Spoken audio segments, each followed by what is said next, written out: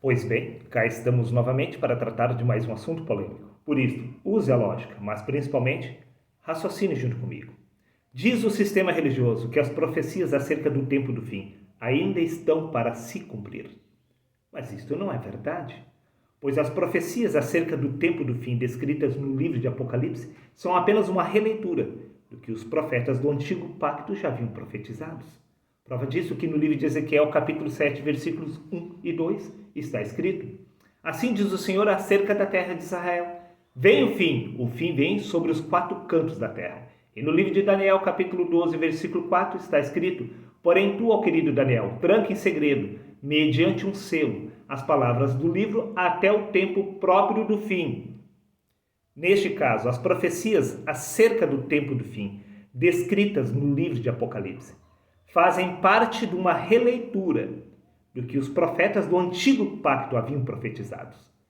E por acaso, lá na cruz, Jesus não cumpriu a lei e os profetas? Ele não disse está consumado?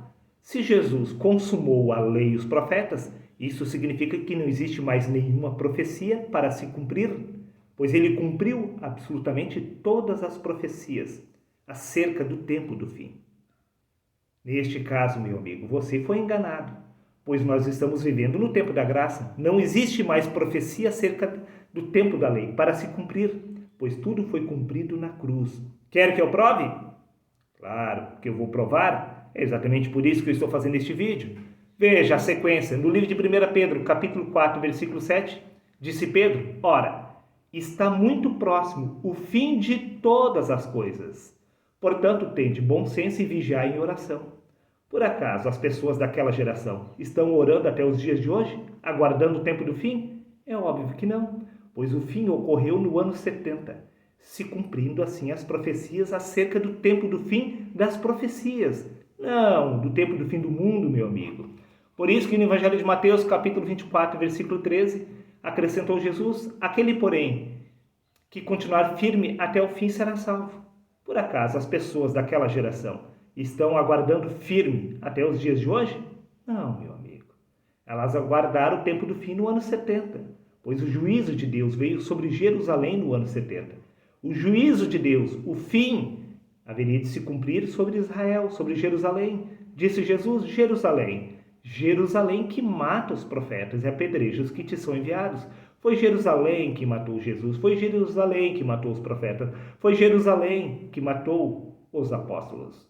O castigo era sobre os quatro cantos de Jerusalém. Jerusalém foi sitiada, sim, destruída, queimada. No ano 70 veio o juízo de Deus sobre a nação de Israel, não sobre o mundo todo. Repito, livro de Ezequiel, capítulo 7, versículos 1 e 2. Assim diz o Senhor acerca da terra de Israel, não do mundo todo. Vem o fim vem, meu amigo, e veio. Pois no livro de Apocalipse, capítulo 22, versículo 10, diz: E acrescentou: Não ocultes as palavras da profecia deste livro, porquanto o tempo se aproxima rapidamente. Sim, pois eles já estavam perto do ano 70. Então, tudo estava para se cumprir naquela geração. Você não acredita em mim? Bom, pelo menos acredite em Cristo, então. Acredito que Cristo seja digno de credibilidade. Você não quer acreditar em mim? Não tem problema nenhum. Mas pelo menos acredite nas palavras do Filho de Deus. Pois no Evangelho de Mateus, capítulo 24, versículos 1, 4, 33 e 36, afirmou o próprio Cristo: E estando assentado no Monte das Oliveiras, achegaram-se a ele os seus discípulos em particular, dizendo: Dize-nos, quando serão essas coisas, e que sinal haverá da tua vinda e do tempo do fim? E Jesus, respondendo, disse-lhes: Acautelai-vos que ninguém vos engane. Bom, se eles poderiam ser enganados, isso significa que o tempo do fim estava chegando. Igualmente, quando virdes todas essas coisas, sabeis que ele está próximo às portas. Bom, Jesus fez esta afirmação aos discípulos, não para mim, para você. Disse Jesus para eles: igualmente, quando virdes todas essas coisas, isso significa que eles iriam presenciar todos estes eventos naquela geração. Então, o tempo do fim estava assim para se cumprir sobre a geração dos apóstolos. Prova disso que Jesus acrescenta: em verdade vos digo que não passará essa geração, a geração dele, sem que todas essas coisas aconteçam. E aconteceu no ano 70. O imperador Tito trouxe juízo de Deus sobre Jerusalém. Até porque Jesus acrescenta: porém, aquele dia e a hora ninguém sabe, nem os anjos dos céus, nem o Filho, mas unicamente o Pai. Sim, o dia e a hora eles não sabiam, mas todos eles estavam cientes que haveria de acontecer sobre aquela geração, pois disse Jesus: igualmente, quando vides todas essas coisas, sabeis que está próximo às portas. Em verdade vos digo que não passará essa geração. Todos eles sabiam que haveria de acontecer o juízo de Deus, o fim das profecias naquela geração. Eles não sabiam o dia e a hora, mas sabiam sim que ela era naquela geração, pois o próprio Filho de Deus afirmou que não passará essa geração, disse Jesus, a geração dele, sem que todas essas coisas acontecessem. E ainda Jesus acrescentou: e quando Jesus ia saindo do templo, lhes disse: vedes, tudo isso em verdade vos digo, que não ficará pedra sobre pedra que não seja derrubada. Por acaso, o templo de Jerusalém não foi derrubado no ano 70? Por acaso não foi no ano 70 que não ficou pedra sobre pedra? Isso significa que tudo já se cumpriu. Do contrário, como poderia acontecer ainda o tempo do fim, se não existe mais templo para ser derrubado? Como seria derrubado pedra sobre pedra nos tempos de hoje, se não existe mais o templo? Não faria o menor sentido, meu querido amigo. Seja coerente com os fatos, seja coerente com você mesmo, use o bom senso. Não atropele os fatos. Há uma ordem cronológica para tudo. Prova disso que no Evangelho de Lucas, capítulo 24, versículo 44, disse-lhes: são estas as palavras que vos disse estando ainda convosco. Convinha que se cumprisse tudo o que de mim está escrito na lei de Moisés, nos Salmos e nos Profetas. Tudo que havia sido profetizado haveria de se cumprir sobre a pessoa de Cristo, pois Cristo estava para cumprir toda a lei e todos os profetas, todas as profecias chegariam ao fim. O tempo do fim estava para se cumprir, pois Jesus iria cumprir todas as profecias. Por isso que no Evangelho de Mateus, capítulo 5, versículo 18, diz: com toda certeza vos afirmo que até que os céus e a terra passem, nenhum só i ou tio se omitirá da lei até que tudo se cumpra. Eu te pergunto, por acaso tudo não se cumpriu? Cristo não cumpriu tudo lá na cruz? Veja, meu amigo, Evangelho de João, capítulo 19, versículos 28. Mais tarde, sabendo Jesus que tudo estava concluído, todas as profecias haviam se cumprido, para que se cumprisse a Escritura, disse: tenho sede. E no Evangelho de João, capítulo 17, versículo 4, acrescentou: eu te glorifiquei na terra, finalizando a obra que me entregastes para realizar. E no livro de 1 Coríntios, capítulo 15, versículos 24, disse Paulo: então virá o fim. Guarde bem essas palavras: virá o fim do mundo? Não, o fim das profecias. Quando ele entregar o reino a Deus, quando houver destruído todo o domínio, potestades e poder. Isto ocorreu lá na cruz. Lá na cruz, Jesus destruiu todas as potestades, todos os principados. Ele destruiu a morte, pois ele cumpriu as Escrituras. Prova disso que no Evangelho de João, capítulo 19, versículo 30, diz: então Jesus, depois de ter tomado vinagre, disse: está consumado. Inclinando a cabeça, entregou o Espírito. Sim, lá na cruz ele cumpriu todas as profecias acerca do tempo do fim. Todas as profecias chegaram ao fim. Sim, quando Jesus morreu lá na cruz. Então não existe mais profecia para se cumprir nos dias de hoje, pois Jesus cumpriu a lei e os profetas. Nós estamos vivendo no tempo da graça. No tempo da graça não existe Apocalipse. Apocalipse significa revelação do que estava para ocorrer na geração dos apóstolos. Prova disto que no livro de 1 Tessalonicenses, capítulo 4, versículos 15 e 16, disse Paulo: dizemos-vos, pois isto pela palavra do Senhor, que nós, os que ficarmos vivos para a vinda do Senhor, não precederemos os que dormem, porque o mesmo Senhor descerá do céu com alarido, com voz de arcanjo e com trombeta de Deus, e os que morreram em Cristo ressuscitarão primeiro. Agora, deixe-me abrir os seus olhos para você entender este mistério. Repito, livro de 1 Tessalonicenses, capítulo 4, versículos 15 e 16. Disse Paulo: Dizemos-vos, pois, isto pela palavra do Senhor, que nós, os que ficarmos vivos para a vinda do Senhor. Bom, os apóstolos, eles estão vivos até os dias de hoje, aguardando a volta do Senhor? Disse Paulo, quando nós que ficarmos vivos para a vinda do Senhor. Como eles poderiam ficar vivos? Eles estão vivos até os dias de hoje? Estão caminhando por aí? Eles estão empregados em alguma empresa, exercendo alguma função na política? Que piada, meu amigo! Repito, dizemos-vos, pois isto pela palavra do Senhor, que nós, os que ficarmos vivos para a vinda do Senhor, não precederemos os que dormem. Por quê? A profecia acerca do tempo do fim estava para se cumprir no ano 70, então alguns deles estariam vivos. E disse Paulo, e os que morreram em Cristo ressuscitarão primeiro. Não diz o sistema religioso que com a volta de Cristo os mortos ressuscitarão? Bom, isto tudo já ocorreu, então não há como negar que Cristo já retornou no ano 70, pois no livro de Efésios capítulo 2, versículo 6, disse Paulo, Deus nos ressuscitou com Cristo e com ele nos fez assentar nas regiões celestiais. E no livro de Colossenses capítulo 3, versículo 1 diz, portanto, visto que fostes ressuscitados com Cristo, buscais o conhecimento do alto. Os apóstolos já haviam ressuscitados, então a ressurreição dos mortos já havia ocorrido. Então, isso significa que Cristo já havia retornado, por isso disse Paulo, nós, os que ficarmos vivos para a vinda do Senhor, não precederemos os que dormem, e os que morreram em Cristo ressuscitarão primeiro. Os apóstolos tudo presenciaram a volta de Cristo. Ou seja, eles presenciaram o cumprimento das profecias. Guarde bem essas palavras, meu amigo. Tudo ocorre aqui, na mente. Morte e ressurreição. Não é o corpo que ressuscita lá no cemitério, mas sim o espírito que desperta na carne. Por isso que no Evangelho de Mateus, capítulo 24, versículo 14, diz, e este Evangelho do Reino será pregado em todo o mundo, em testemunha a todas as nações, e então virá o fim.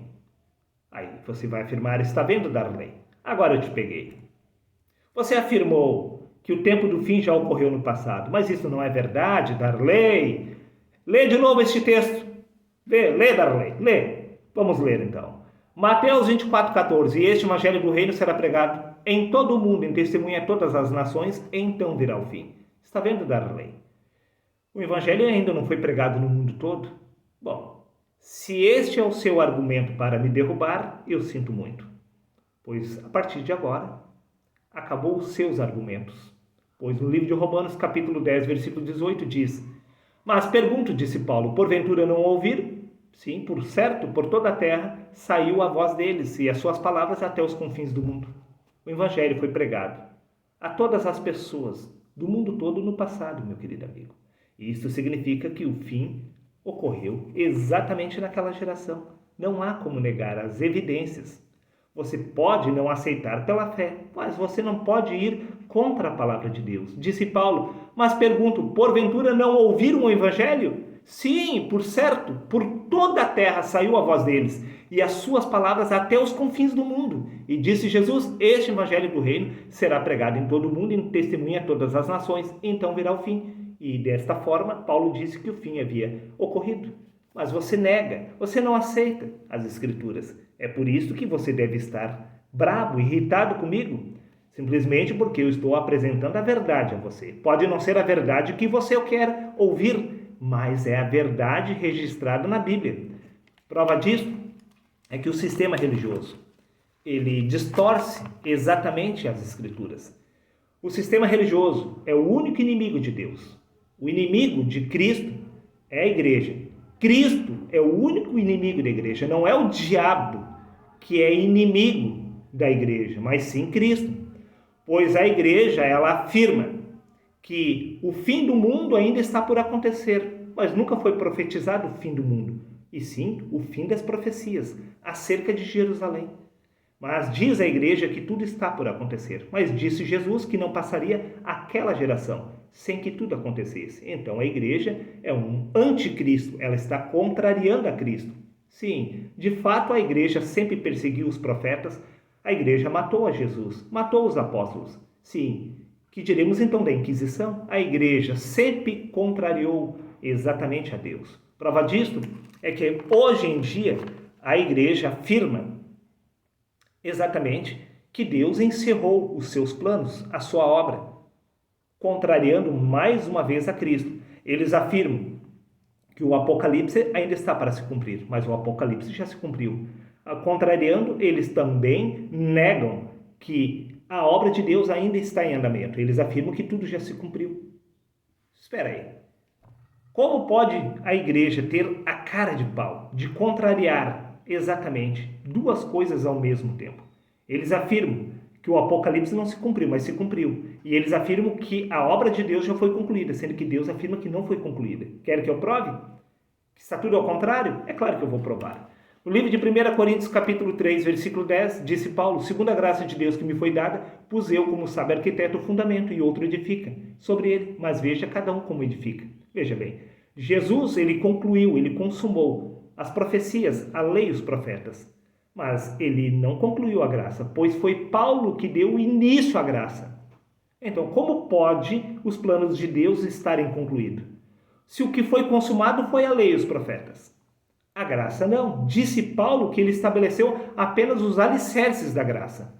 Prova disso que no livro de Efésios, capítulo 2, versículos 20, disse Paulo: edificado sobre o fundamento dos apóstolos e dos profetas, sendo o próprio Cristo Jesus a pedra principal desse alicerce. Toda a doutrina descrita nas Escrituras, seja a doutrina dos profetas, seja o Evangelho de Cristo, seja a doutrina dos apóstolos, fazem parte apenas dos alicerces da construção.